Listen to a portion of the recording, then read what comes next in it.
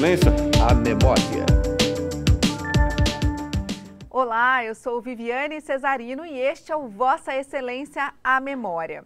Esse ano tem eleição e a gente já sabe, campanhas investem e muito no que faz a grande diferença hoje em dia, que é o marketing político.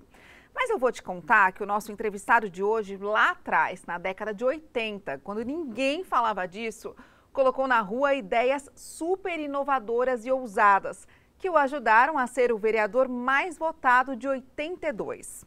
O que será que Almir Guimarães fez? A partir de agora, ele revela tudo. Almir foi vereador de 77 a 96. Foi o fundador da AVESP, a Associação dos Ex-Vereadores de São Paulo. Muito obrigada, é uma honra receber o senhor aqui. A honra é toda minha, Viviane. É uma alegria muito grande. E antes de nós começarmos o bate-papo, eu quero aqui registrar com muita alegria o que vocês estão fazendo. Eu só lamento que vocês, a TV Câmara, começou no 25º aniversário de fundação. Por que não no 15º? Porque nesses últimos 10 anos, 28 ex-vereadores, companheiros nossos, figuras como Miguel Colassuono, João Brasil Vita e tantos outros, nos deixaram nesses últimos 10 anos. Ai, que pena, Mas que aqueles triste. que estão vivos, vamos aqui registrar esse acontecimento. E parabéns à TV Câmara e às mesas diretoras que acolheram essa inovação de vocês. Muito obrigada, a gente que agradece. Agora, a primeira pergunta tem que ser, uma vez vereador, sempre vereador? Na verdade é o seguinte, nós somos cobrados quando andamos na rua, na via pública, como vereador. A população nos identifica, porque nós viemos de um tempo em que nós tínhamos um contato permanente, não tinha internet, a televisão era muito precária, era o rádio, e o vereador vivia um corpo a corpo com a população. E assim sendo, por onde andávamos, éramos abordados e prestávamos conta ao povo. Na verdade, era isso que se fazia. Daí porque ficou aquela apologia, sempre vereador. Sempre vereador. Bom, o senhor chegou aqui em 77, ainda existia uma ditadura militar, né? O senhor participava do MDB, fazia parte do MDB. E aí eu achei um discurso aqui do senhor, logo que o senhor chegou, que o senhor estava bem bravo já, assim. O senhor estava falando do trabalho do prefeito, que se não me engano era o Olavo Setúbal. O senhor me corrige se eu estiver errada. O senhor falou assim, ó, falo pouco ou nada do que se fez em prol da periferia. Eu acho que a Câmara deveria fazer uma sessão solene em homenagem ao nada. O senhor estava muito bravo. Na verdade, é o seguinte, Viviane, nós éramos do MDB, mas o prefeito Olavo Setúbal era um homem probo, era um homem de uma credibilidade muito grande, mesmo nomeado pelo sistema, e nós que vivíamos na periferia, nós sentimos os anseios do povo.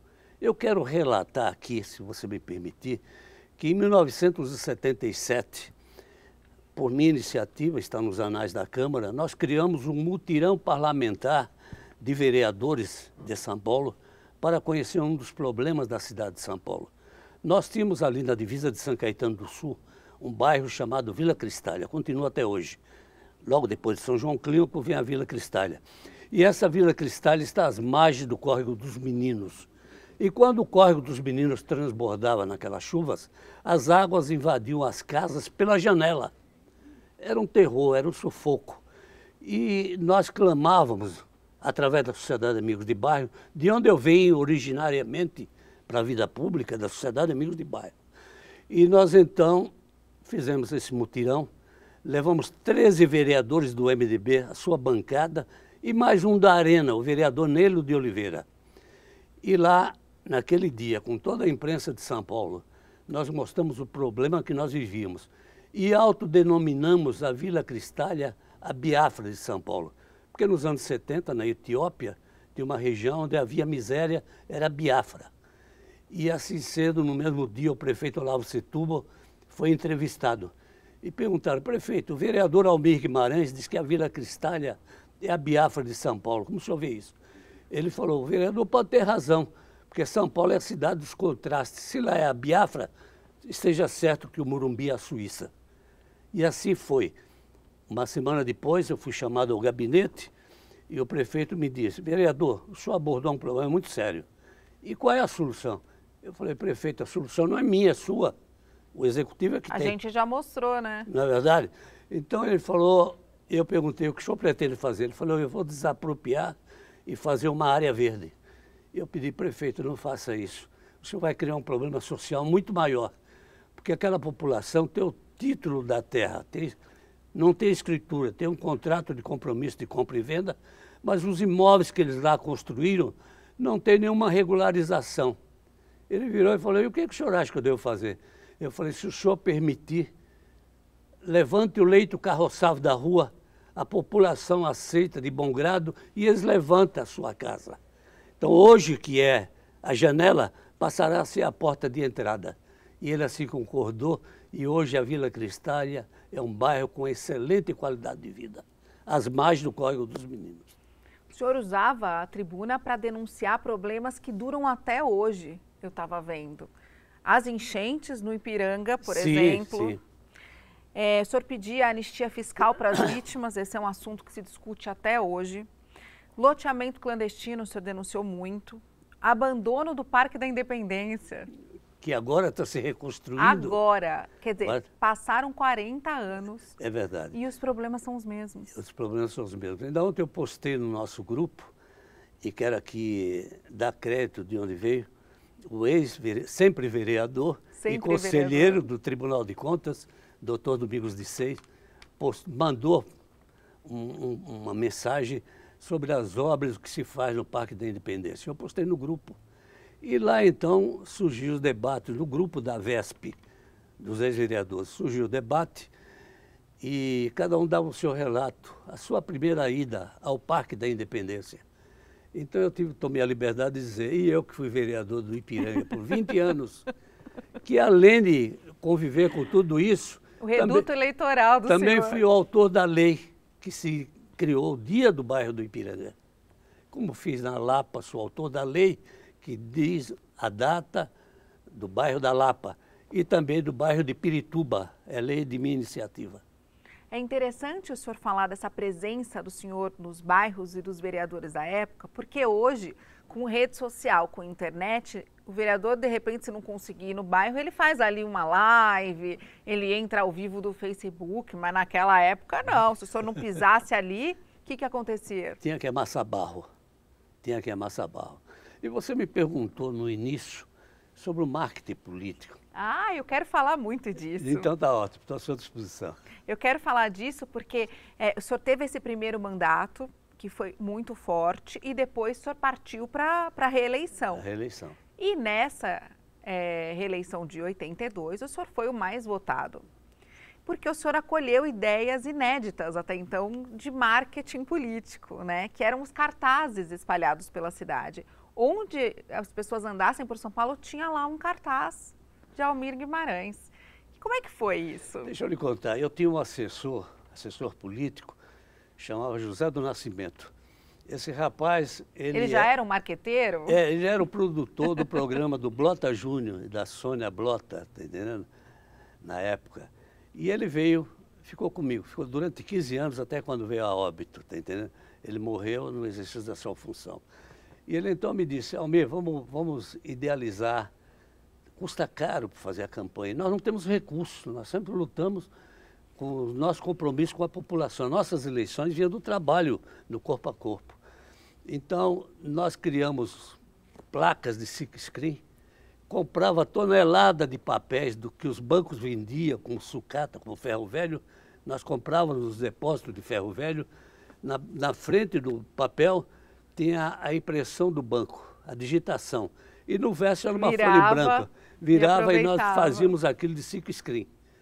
E botamos lá os nossos companheiros para fazer a cola no fundo do quintal da minha casa. Fazia o barreiro, comprava um saco de farinha de trigo, fazia, naquele tempo a legislação permitia, e nós colávamos aqueles cartazes nos postes. Os concorrentes ficavam enlouquecidos, porque eles faziam os cartazes caríssimos nas gráficas, e no dia seguinte apareceu o Almir Guimarães, hoje com cartaz vermelho, amanhã com azul, depois da manhã com preto, hoje com os dizeres, amanhã com outra frase, e assim nós idealizamos isso. Aliás, a ideia foi do José do Nascimento, querido e saudoso amigo. E aí o senhor colocou esses cartazes em bairros que o senhor até então não era tão conhecido e teve votação lá também, É né? verdade, isso proliferou na cidade.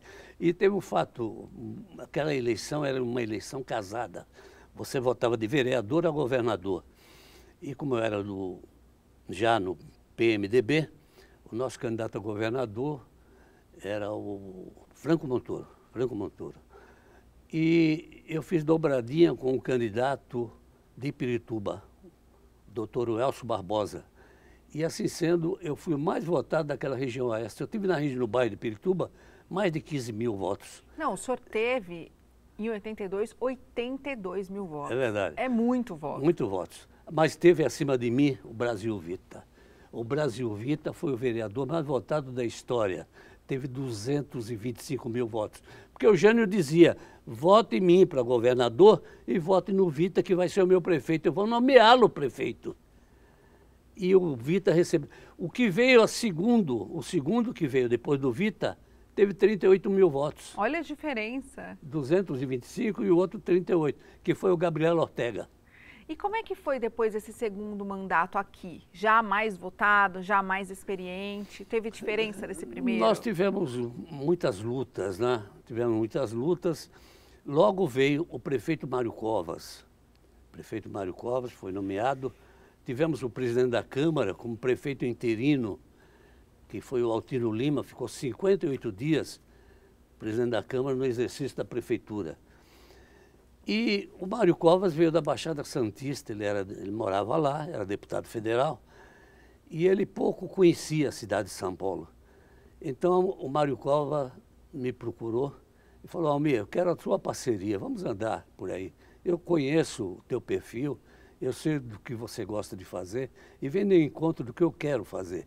Então muitas vezes eu viajava de helicóptero com o Mário, mandava o meu carro me buscar, mas ia de helicóptero para mostrar do alto as mazelas que estavam lá embaixo. Eu tenho aqui um fato que ocorreu no Jardim Tietê, lá em São Mateus. E tinha uma creche que é às margens de um córrego, que de helicóptero a gente via um capinzal.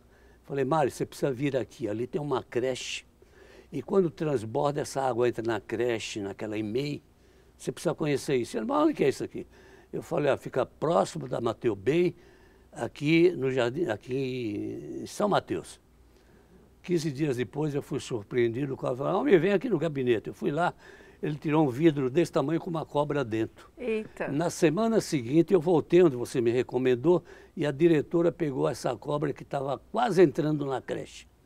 Se você não me alertasse, eu não teria limpado o córrego, urbanizado aquela área e poderíamos ter tido um problema sério. Foi assim que nós administramos. E tanto é que o Sampaio Dória era o secretário das administrações regionais, que foi presidente dessa casa, e o Covas falou assim, Almir, você tem uma organização muito boa no Ipiranga, nós queríamos fazer um mutirão de guias e sarjeta no Ipiranga. Eu falei, Dória, o Ipiranga já é um bairro com seus problemas equacionados. Não cabe mais você fazer esse tipo de coisa urbanizado, lá. né? Não vai ter repercussão. Ele falou assim, bom, mas lá tem aquela periferia da divisa de Diadema. Eu falei, aquilo já está tudo equacionado, nós já temos guias, sarjetas e tal. Eu tenho uma ideia, nós podemos fazer isso lá em São Mateus. Ele falou, mas o que você tem que ver com São Mateus? Ele falou, olha, eu criei a Sociedade de Amigos de Bairro no Jardim Três Marias, ao lado do Jardim Celeste, lá em São Mateus. E ali aquela população não tem água, não tem luz, não tem esgoto, não tem asfalto, não tem guia, não tem sarjeta. Ele falou, então vamos organizar. E eu fiquei durante meses reunindo com a população na igreja católica que estava lá, do Jardim Celeste, e nós fizemos o primeiro mutirão de guias e sarjeta da cidade de São Paulo, lá no Jardim Três Marias. Esse mutirão foi um fenômeno, porque nós organizamos, isso tem que ser feito sábado e domingo, no fim de semana. O poder público entrava com todos os seus equipamentos, com seus engenheiros, com as suas máquinas. Tudo de uma vez. Tudo de uma vez. E a população dava mão de obra. Era a população que construía. E naquele sábado, o governador Montoro foi de helicóptero, desceu nos fundos da delegacia que existe ali em São Mateus, e fui lá ver o que estava sendo feito. Deu um temporal, o helicóptero não pôde sair, levantar voo, e foi embora, e as enxurradas destruiu tudo aquilo que a população tinha acabado de fazer. O asfalto levou tudo naquelas... Ah, meu Deus. Naquela noite nós reorganizamos a população, nós tínhamos no dia 776 pessoas trabalhando, no dia seguinte nós tivemos 1.215 trabalhadores. E no fim do dia fizemos um churrasco na via pública. Foi um negócio singular e o Mário Covas usou aquilo como bandeira em toda a cidade de São Paulo. Nós fizemos do extremo leste ao extremo sul. Mutirões de guias e sarjetas em todos os recantos. Que era uma coisa inédita na época, Foi né? o Mário Covas que capitaneou isso. E olha, eu fico muito feliz que a sobrinha do Mário Covas publicou um livro da biografia do Mário Covas, e nesse livro eu tenho 4 fotos com o Mário Covas, não me cita, não faz referência a mim, mas lá nos mutirões andando e mostrando. Mas a história está lá. Está lá gravada. E está sendo contada aqui também. Perfeito. Vamos para o intervalo rapidinho? Com prazer. O Vossa volta já já, não sai daí, até mais.